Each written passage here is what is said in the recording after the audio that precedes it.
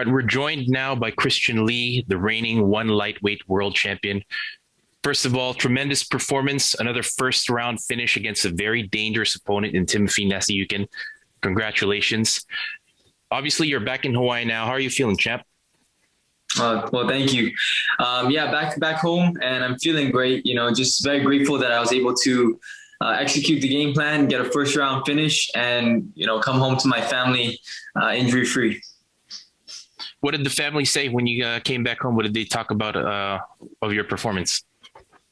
Oh, they're very happy, very excited.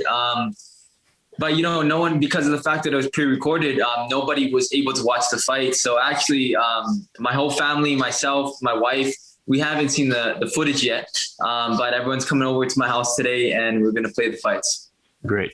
So let's talk about your performance. Did you know it was over when you landed that short shot that hurt him? What went through your mind as soon as you got the victory? Well, this whole game plan, this whole fight camp, what we focused on was just, focusing on timing over really speed and power. And we knew that Timofey was going to bring the speed and the power, but for us, it was just about, finding the right timing to land that shot. And my left hook was able to connect. And as soon as I felt it, it really didn't feel like a hard shot, but I knew that it was right on the jaw. And I saw him go down in front of me. And that's when I was able to go for the kill and get the finish. Right. You landed like around maybe 10 unanswered shots there. Were you surprised at all at how he was able to just absorb those shots? No, we knew that Timofey was going to be a tough opponent, and it showed on that night. Timofey was not going to quit. He was not going to go out easy. And, after the fight, he was actually upset. He wanted to keep fighting. That's just how much of a warrior he is. He still didn't want to accept defeat, and he was willing to keep fighting that night. So, big props to him. He's a tough guy, and he was a great opponent. You mentioned that in your post-fight interview that had the fight gone on, you would have taken the back. What was the game plan? If the referee hadn't stopped the fight at that point, what were you planning on doing? I wanted to submit him. My goal, I trained a lot of jiu-jitsu this camp. My goal was to finish him on the ground. But of course, we work all ranges of mixed martial arts. So the strikes was able to put him out before my jiu-jitsu was. All right, let's talk about Timofey.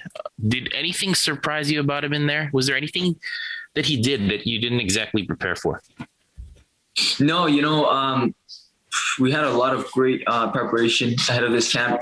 Between my dad and I, we really broke down Timofey's whole game, watching almost every one of his fights we could find. And he consistently moves the same from his early fights all the way to his later fights. And, he's a dangerous opponent, but I knew that going into this match, he was just going to do what he always does, and that's try to go for the knockout. Yeah, I'm assuming everything went according to plan. You guys scouted him pretty well. How would you rank now Timofey among the opponents you've faced so far in your career? Is he the toughest challenge? Up to this point of facing him in the cage, he was the toughest opponent that I faced. I faced many great opponents, Shinya Aoki, Dagi, both very tough opponents. But I would say Timofey was one of the most dangerous opponents I've faced yet. And I'm just very glad that all of my hard work and training was able to lead to, such a great first round finish. Right. So a lot of people, a lot of critics doubt you, and they continue to doubt you. What message do you have for these people, and why do you think fans continue to write you off sometimes? A lot of times, in this sport, people speak before they really understand what's going on. And, there's a lot of people that support me, and I'm sure there's a lot of people that doubt me as well. But I just take it all in. I keep working hard. Every fight, I just keep trying to be better. And, I'm really not too worried about anything negative that anyone has to say. I'm grateful for all of the positive support that I've been receiving. And I don't really spend much time focusing on anything else. Yeah, you continue to improve with every fight, though. Do you feel like you're reaching your peak, or is there a lot more to improve on? Thank you. I really feel that I'm, starting to become the best fighter that I've ever been. However, I still feel like I'm at the beginning of my journey. In no way have I reached my peak. I feel that I have, many leaps and bounds to continue to grow. And, that's just the scary part for my opponents, because at 22 years old, I'm already the lightweight champion, but I still feel that I'm at the beginning of my career. I still feel like I have a lot more to grow. You also stated before that you feel like, you're the best lightweight fighter in the world and in any organization. Do you think that tonight's victory proved that? Absolutely. Timofey was, without a doubt, one of the toughest lightweights in the world. I would say he gives any lightweight fighter on the planet a good run for their money. And I was able to put him away in the first round in impressive fashion. So absolutely, I feel that I'm the best lightweight fighter in the world, and I'm more than happy to back that up. And you pretty much beat all or most of the top guys in your division, right? In your mind, what do you think will take you to another level, another echelon of greatness? What's left for you to accomplish? For me, there's just so much that I have planned to accomplish. One thing is moving up to welterweight and claiming that belt as well. I would definitely be open to a cross promotion lightweight fight as well between champions to really see who's the best. Right now I'm just keeping my options open. I'm going to continue training hard and wait for the next big call, because right now I feel ready. I feel ready to go. And I'm just looking forward to what's next. Yeah, that would be a good sight to see, one versus other organizations. You mentioned moving up to welterweight to challenge for the belt there. That's about 13 or so pounds heavier. Do you think physically you can fill that frame without being at like a size disadvantage? Absolutely. It takes me quite a few weeks to really diet and get down to the 170 limit at lightweight. Off season, I'm walking around at 185 easily while I'm training. So I don't think that would be an issue. If you were to move up to welterweight, do you look at going for the belt straight away, or would you take on a few fights first and earn that? Well, absolutely. I would be looking to go straight for the belt. Lightweight is the toughest division in one championship. And I would say across the world, it's, worldwide, it's the most stacked division out there. And I've cleared out my whole division. So really, I don't feel like there's anything left for me to prove in lightweight. Although I will continue defending my belt. If I moved up to welterweight, I feel like I would deserve a shot right away. All right. You're going to have a baby soon, going to be a father. How does that feel? I'm extremely excited to become a father. I'm so grateful that my baby waited for me to finish my fight, allow me to hop back on the plane here to Hawaii. And she's going to be coming any day now. And I couldn't be more excited to become a father. Yeah, that's a huge milestone. And it's going to take up a lot of your time, obviously, after your wife gives birth. Are you looking to come back this year, or are you going to take a little bit of time off? Well, I'm going to take a little bit of time off once my baby is born. I plan on spending a lot of time with her and my wife, just resting and really enjoying all the hard work that I put in these past few months. So I will take a little break, but we'll see. I think I plan on coming back before the end of the year. All right. So let's talk about last week, one on TNT one, right?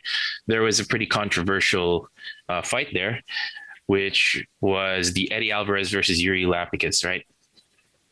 Yes, yeah. Do you think the referee in that situation made the right decision to disqualify Eddie? Well, I'm not going to say anything negative towards the referee, because it's a very tough job that they have. They have very, very big decisions to make in split seconds. And I'm sure that the ref was just looking out for Yuri's safety, and that's why he stepped in. I've been on the bad end of a disqualification as well in my career. I fought Edward Kelly in Shanghai, picked him up. I suplexed him face down, and then I punched him out. And at that point, after the fight was finished, they called the fight a disqualification, and it counted as a loss on my record. So I do know how Eddie feels. And in that way, I can feel for him. I really sympathize because I've been in his position before, just a few fights ago as well. So I know what it's like for Eddie. And then in terms of Yuri, I heard that he was, very badly injured. He had to be taken out on a stretcher that night. So I just wish him the best. And it's unfortunate how the fight went. I know there was a lot of hype behind that one, but hopefully Yuri recovers well, and I'll be looking forward to their rematch. Okay. So in that fight, it appeared like Yuri was turning his head and kind of offering the back of his head. Do you think that was a little bit of poor gamesmanship on his part?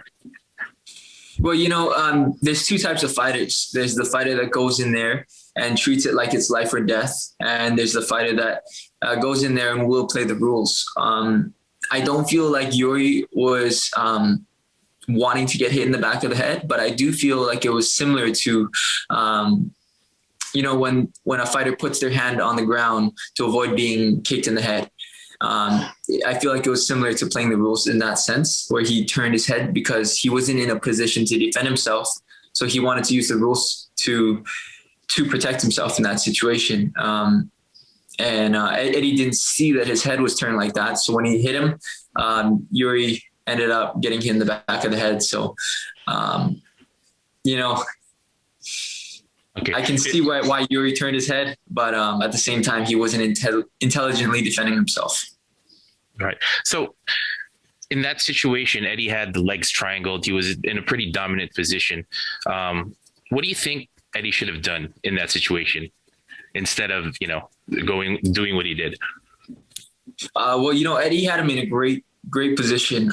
He had the legs figured forward. He had his butt on the cage.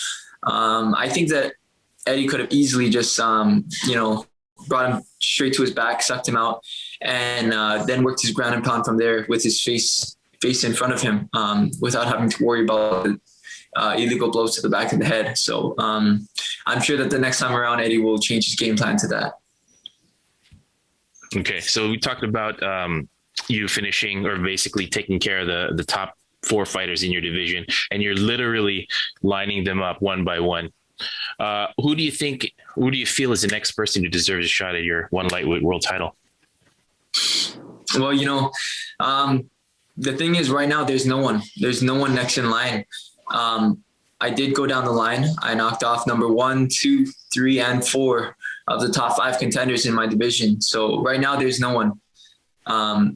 But that doesn't mean I'm going to be sitting happy. I will be continuing to train hard, and it's just a matter of time. It could take one fight before a contender really just proves himself to stand out above the crowd. So I'll be keeping my eye on the lightweight division, and I'll also be keeping my options open for other big fights that we can line up.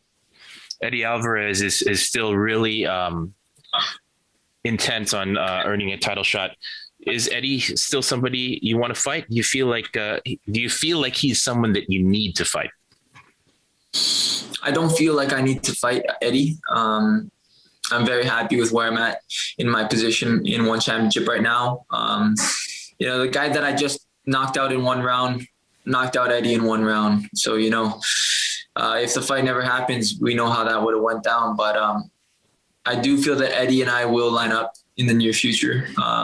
Really, all he's got to do is get past Yuri in impressive fashion, and the title shot is basically his. The promotion knows it. Everybody knows it. That's all Eddie's really got to do. So I wish him the best in his training camp, and we could very well be lining up in the near future. All right. More to come on TNT3 next week. Thank you for your time, champ. All right. Thanks, man. Take care.